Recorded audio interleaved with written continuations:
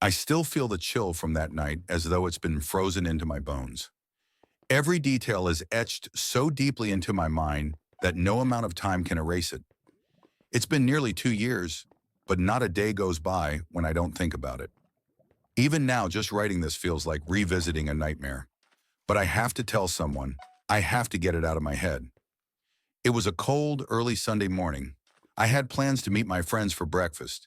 Casey, Jana, Mandy, and Evan. We'd all been close since freshman year, and the weekend breakfast had become a tradition. I was supposed to move into their house a few months prior, but something about that place didn't sit right with me. There was always this looming sense of dread whenever I visited, a knot in my stomach that I couldn't shake. So when I had the chance, I backed out, telling them it was because of money, but it wasn't. That morning, I was restless. I texted Casey to check if everyone was awake, but I didn't get a response. I tried Jana next, then Mandy, and even thought about calling Evan, but nothing. The silence was strange.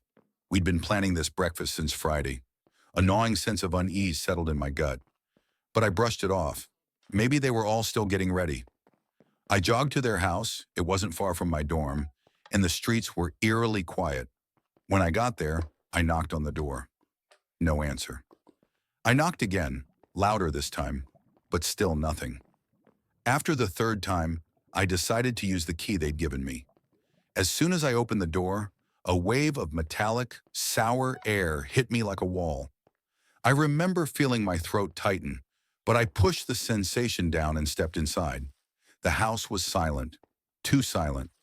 I stood in the entryway, calling their names, but all I got back was the creak of floorboards under my feet. That smell was getting stronger, and my pulse quickened as I moved toward the staircase.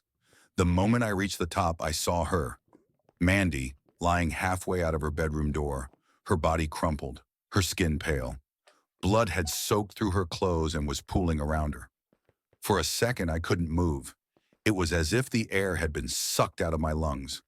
I wanted to run, but something inside me wouldn't let me leave. My friends, where were they?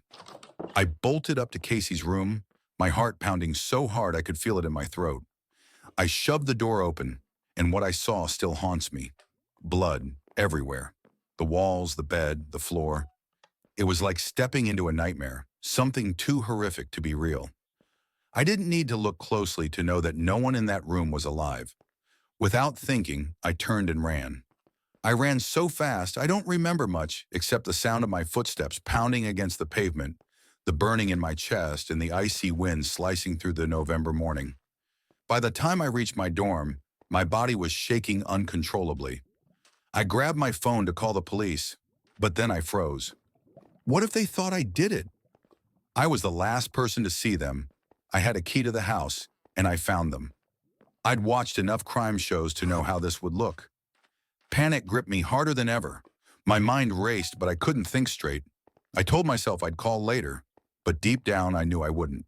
The weight of what I'd seen, the blood, the lifeless faces of my friends, pressed down on me. I couldn't tell anyone, not right away. When someone texted me asking if I'd heard from Jana, I lied. I told them no, that I hadn't seen or heard anything. I felt sick as the lie left my lips, but fear kept me trapped in that moment. Later that day, someone else found the bodies. A surviving roommate had returned and called the police. By then, the house was swarmed with officers and neighbors. My friends' lives were plastered on every news outlet, their names etched into a tragedy no one would forget. I was relieved that I didn't have to explain myself, but the guilt never left me. It's a shadow that follows me, a constant reminder of that morning. I wish I could have saved them, or at least had the courage to speak up. But I didn't, and now, no matter how hard I try, I can't forget. I never will.